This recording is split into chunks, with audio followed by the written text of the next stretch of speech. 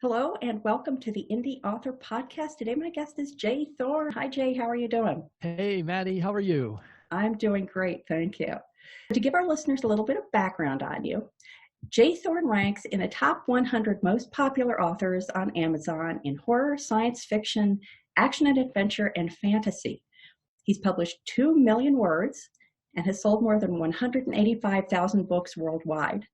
In March of 2014, Thorn held the number 5 position in horror alongside his childhood idols, Dean Koontz and Stephen King. He's a member of the Science Fiction and Fantasy Writers of America, the Horror Writers Association, and the Great Lakes Association of Horror Writers. Thorn earned a BA in American History from the University of Pittsburgh and an MA from Duquesne University. He's a full-time writer, part-time professor at John Carroll University, co-owner of Molten Universe Media, FM radio DJ, musician, and a certified StoryGrid nerd.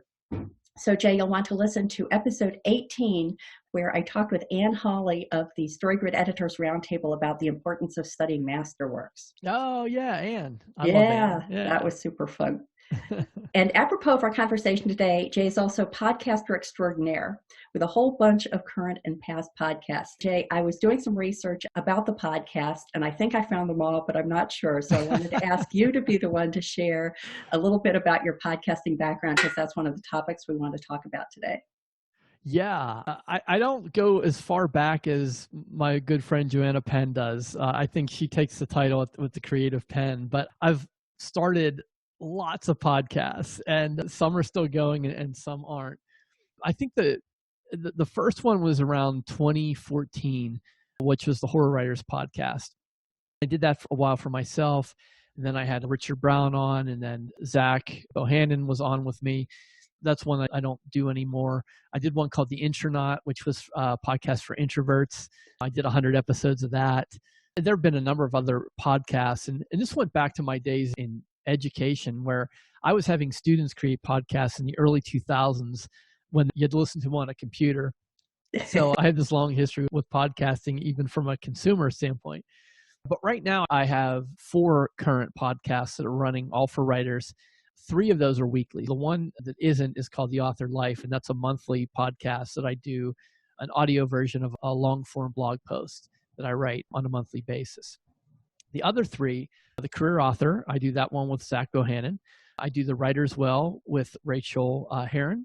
And then the newest one, which I started in December of 2019, is the Writers Inc. podcast with J.D. Barker. Yes, I myself have listened to Writers Inc., which is great. The Career Author I just love. I discovered that fairly recently and was sorry I hadn't discovered it earlier, so I'm going to be binge listening to those. But those are both great resources for any author. I especially enjoyed the recent one about a year of digital minimalism. That was a great podcast for anyone, not just authors. I have to say that I was spreading the word about that via social media, so it was a little bit ironic, but really great conversations that you guys have. So one of the things I'd like to talk about, which has been sort of a theme for me over the last few episodes, is community building. And I'd specifically like to talk with you about if community building was a goal for you for podcasts. I'll start out with that question. It was not. On the Myers-Briggs, I'm an INTJ. If people are not familiar with what those letters are, it basically means I enjoy spending time alone. I'm very introspective, reflective. This is going to seem odd as a podcaster, but I'm not good verbally on my feet. That's why I'm a writer. I like to process and think about thoughts, and I move words around on the screen. So quite honestly, community was not in the cards for me. In fact, the reason I started my first podcast was because my friend Jim Kukral, who also lives here in Cleveland, he was the co-host of Somewhere Book Show for many years. We were having lunch one time, and he said, you need to be the horror guy. You need to be the synonymous with horror, and why don't you start a podcast? And I was like, about what? What am I going to say? What do I know? And he said, just tell people what you're doing. And it sounds so simple, but it's really great advice. Even today, I think, for people who are thinking, wow, there's so many podcasts, what could I possibly bring? You bring yourself. You bring what you do and how you do it. So when I started the Horror Writers Podcast, it was more like a video diary. I was just talking about, here's what I'm trying, here's what I'm doing, here's what I'm seeing in the industry. And then the community kind of grew as other people were like, oh, I'm curious. It's similar to what I'm doing. And, in podcasting, it's a long tail game. So it takes time to build up an audience and to have people listen. But over time, I started getting emails and comments. And that's when I started to realize that the communities were important and that I had maybe been neglecting that from the beginning. And it sort of was a turning point for me. I'm assuming that based on the titles of your podcasts, they're all aimed more or less at writers, less so than the readers of horror, for example. Yeah, that is true. Now, the Horror Writers podcast, Zach and I tried to pivot that more towards readers, and we just didn't really get much traction. We were doing book reviews and interviews of authors and movie makers, but we were talking about it from a reader's perspective, and it just wasn't there. Typically, it's harder for fiction writers to get traction with a podcast when they're aiming it at readers. And part of me wonders if it's just the nature of the medium. Even if it's an audiobook, reading a book is different than listening to a podcast, and maybe there's not a lot of crossover there. I'd been a teacher for 24 years before I started doing writing full time, and I realized that teaching is something that I really enjoy, and it didn't just mean in a classroom full of kids in some building somewhere, that I could teach in other ways. And so that's when the writing podcast for me really took hold. The Writer's Well is a little play on words. Rachel and I get together every week and we ask each other a question. It has something to do with the writing life. We don't know what the question is ahead of time, and we do that back and forth every week. The Career Author is just what it says. It's a podcast for writers and creators who have aspirations to making it a career, making it full time, whatever that means for you. The Author Life is about what it means to live a creative life and what it means to make money from words. And then Writers Inc., the one with JD, that's also a play on words. It's INK, but it's this idea of writing as a business and how do you approach something creative and also commercially. So yeah, all the podcasts I'm doing now are really directed towards writers, and I've really sort of tabled any of the reader ones for now. How did you end up getting together with the people that you co-host the podcasts with? Most of the time, I asked. I know that sounds silly. I listened to you and Mark. Didn't you reach out to Mark about the short tack idea? Yes, I was listening to the Stark Reflections on Writing and Publishing podcast, which is what Mark Lefebvre does. And he had just mentioned short fiction in passing. I was in a place where I was trying to figure out what to do with my short stories. And I sent him a note as a patron of the podcast. And I said, I would love it if you would do a whole podcast episode on short fiction. And he very graciously said he would. I think it's titled 10 Things You Can Do with Short Fiction, but because he always over-delivers, it was 13. And then I got back in touch with him and I said, I think there's the basis for a book here. Would you be interested in co-authoring a book with me? So yeah, it was another case of the power of asking. Yeah, that can't be underestimated. I will put a little caveat on that, though. I started self-publishing in 2009, so I had my 10-year anniversary last year and have been in this for a while and I've seen a lot of crazy stuff. One of the things that I've seen consistently in regards to the community, the author community or peers or networking, is there's much better karma, and it's going to sound a little woo-woo, but it's much better karma if you go to someone with an offer versus an ask. So I'll give an example. The most recent podcast, I knew JD Barker for a long time, admired him for a long time. He's a fantastic writer. He wrote the prequel to Dracula with Dr. Stoker. I mean, the guy is co-writing with James Patterson. He's very prolific. I saw him at Thriller Fest, and I had heard him on Mark Dawson's podcast, and I've heard him talk before. And I thought, wow, this guy is like wicked smart, and it would be great to hear more of him. But he didn't have his own podcast. And when I met him, I realized he didn't necessarily have the skill set or the bandwidth to do that, even though he wanted to. And I said, listen, man, why don't we do a podcast together? I'll do all the work.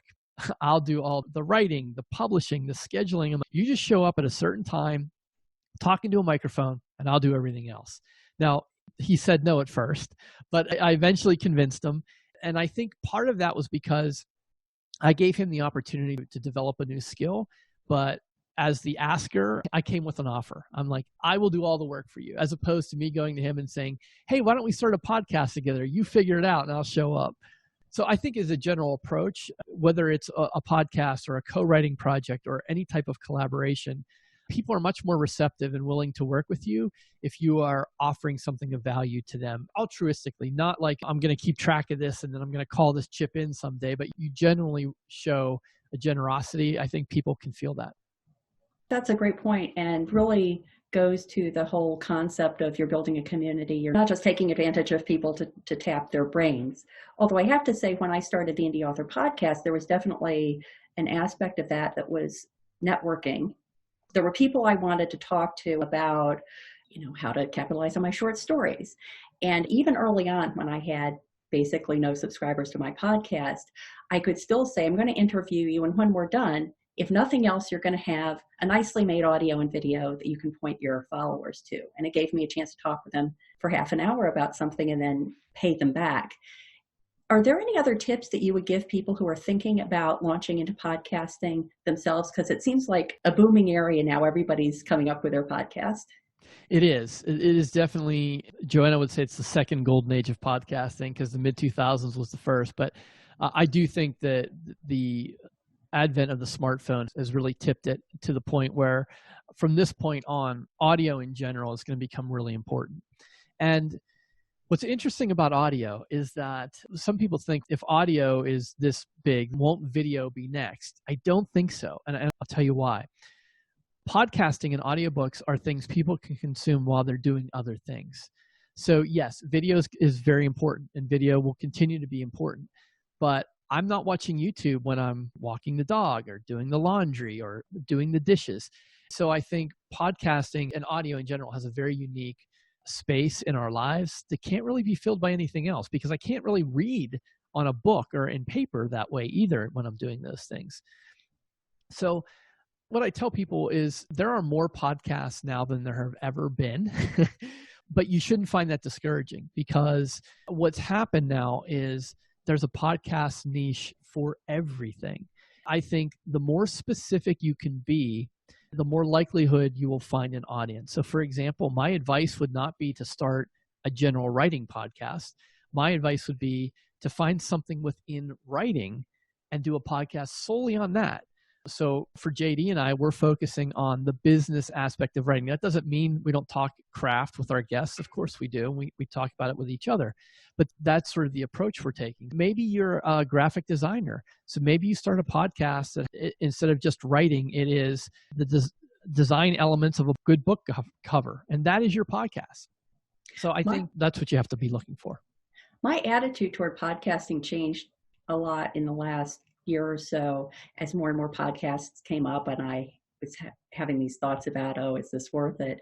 And then I realized it's becoming more like if you were going to write a book about the business of writing, then you wouldn't look up on Amazon and say, I see there are 2 or 3 books already, so I'm not going to bother. Right. You would try to come up with your own spin on it, but just because there's an entry or 2 in that space doesn't mean that a new entry isn't valid, as long as you're bringing value and you're maybe giving it a little bit of a different spin. So it's more like reading articles in a way than watching a TV series, was the mindset that I would have brought to it a year or so ago. Yeah. The flip side, and this is not to be pessimistic, this is realistic. The flip side is that most podcasts don't make it past 7 episodes, because the creator creates those first couple and they're so excited and they check the analytics and nobody's listened. Maybe their mom or their uncle. But every single podcast I've ever started has started with 0 listeners. And it is a slow, steady build. And just like in blogging and just like in being an author or writing in general, you're rewarded with high quality consistency. And that means whatever it is. If it's a weekly podcast, then you show up and you do it every week and you publish it on the same day every week. If it's monthly, you do it on the same day. I think where a lot of new podcasters run into trouble is they feel this frustration. Well, I've already put up 4 episodes and no one's listening. Yeah, you might go 4 months or 4 years before you start to get a listenership. And that's just the nature of it. So I think if you're looking for really short-term rewards from podcasting, it's probably not right for you. I know when I think about subscribing to a podcast, certainly, I'll always check to see how many episodes are out there, because I think if I love it and then there are only 4, I'm going to be disappointed. But if I see there are dozens or hundreds, then I know that if I really love it, I can binge listen through all the previous ones. Yeah, I'm also not a fan of pod fade. So sometimes I'll see a new podcast and it looks really great and I subscribe and then it just fades away. They just quit doing it. And I find that really frustrating. So from a listener standpoint too, I think it's important to have consistency. It's interesting that you started out, I think you used the term video or audio diary, and that if you as the podcaster can find value in it, independent of whether anybody ever listens to it or not, while still maintaining a level of professionalism that will accommodate it when many people find it, that's a nice balance, because that gives you a incentive to keep moving forward even while you're building your community. Yeah, and in a real practical sense, if you do either a co-hosted podcast or an interview format podcast, you're much more likely to continue. I've done several podcasts by myself, and it's sort of like if you've never worked out and you work out regimen and you're all alone, it's really easy for you to sleep in or hit the snooze alarm or not go. But if someone else is counting on you, whether that's an interview or a co-host, you're more likely to stick with it.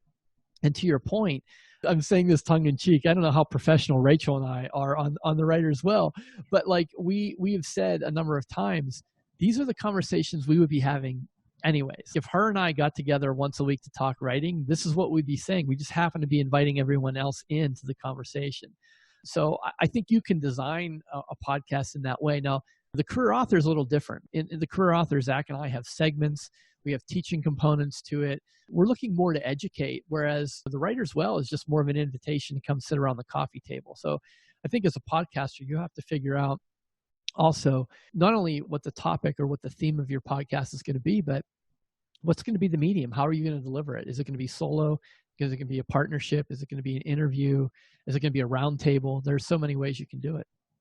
Do you find that there are intrinsic differences in the communities you've built up in those two scenarios, one where it's more inviting them into a conversation versus more of an educational, formal scenario?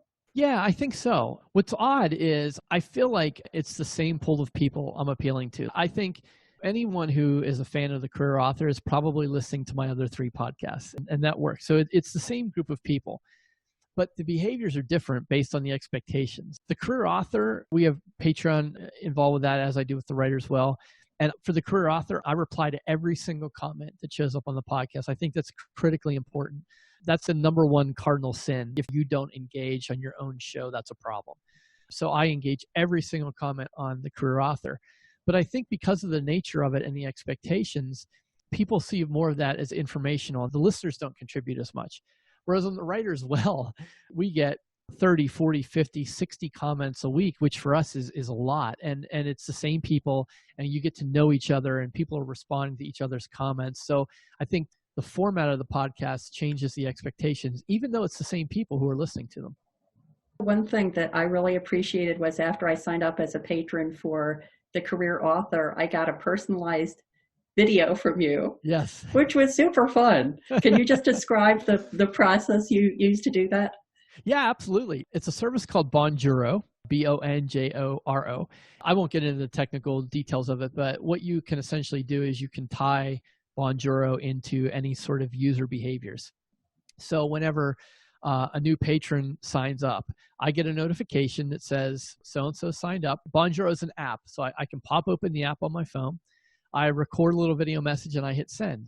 And it takes me about 20 seconds, 30 seconds. But the first time I experienced it, I was blown away because first of all, I didn't expect it. I think a lot of times we think that podcasters or bloggers or authors are off in this ivory tower somewhere and you don't have any access to them and they're not real people.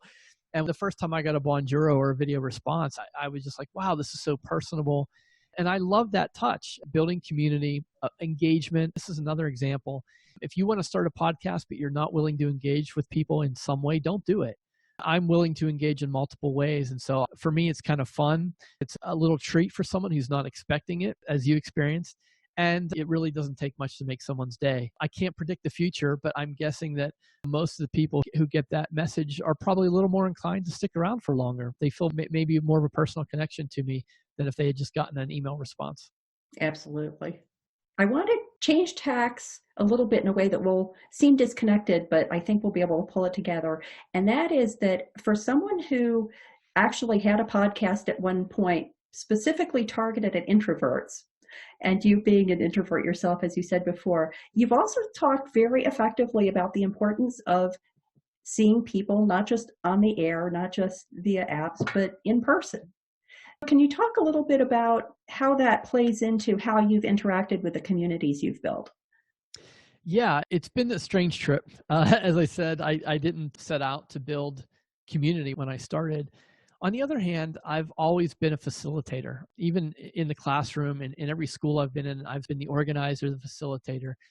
And over the past 10 or 15 years, I've become increasingly disenchanted with the way technology has evolved, specifically social media. I mean, there's a lot of good that can be used from technology and connecting us, but I think we're paying a price. It's a bit challenging, but I do think that the most meaningful interactions that we can ever have are when we're sitting across from someone face to face and looking in their eyes, and not necessarily through a screen. And I know that there are situations and times and circumstances where that has to be the case. And I don't begrudge that. I'm not a Luddite. I've been a tech fan for a long time. I use Zoom for more hours in the day than I care to admit. But I really feel strongly, especially after Zach and I started doing so many of the writers' retreats and really focusing on the world building weekend events that we do, where it's 12 to 15 people. That's it. We get together in a room. We go to a fantastic city like we did Rock-A-Pock here in Cleveland. We rented out a room at the Rock and Roll Hall of Fame. We built a post-apoc world at one of the VIP rooms. Mark was at that event. And everyone got to interact. We built the world together, and then people go off and write their own short stories. And that's an experience people will never forget. And I think it's really meaningful. There have been connections that have come out of that. There's multiple writer partnerships that have come out of our world building events. So I don't have anything against the big online events. I certainly don't have anything against the big conferences of 6 or 7 or 800 people. But for me, that's not where the meaning is. For me, the meaning is in very small groups of people. The largest event Zach and I do is 125 people. We do that once a year. And we're not even sure how long we're going to do that, because we really prefer the really small 12 to 15 person events. The other thing that that's taught me is that a lot of times we lean too heavily on our labels. So for years I said, well, I'm an introvert. I'm an INTJ. I don't do that. I don't mix with people. I don't small talk. I don't socialize. And that's really self-limiting. I had to come to the realization that yeah, being in social situations can drain me, but it's not impossible. And it's not as bad as I've made it out to be. And I'm now to the point where I really enjoy those social interactions. Now, I'm going to go home and I'm going to sleep for a day and I'm going to rest and tell my family not to talk to me for 12 hours. But while I'm at the event, I'm having fun. And so I think I had to get past some of my own limitations and get over myself too. It's easy to caricature the whole introvert extrovert thing, because I know very few people who are actually just energized with no downside by huge group events. Right. And I don't know anyone who doesn't sometimes want to just go home and be by themselves. So It's tapping into the appropriate side at the appropriate time.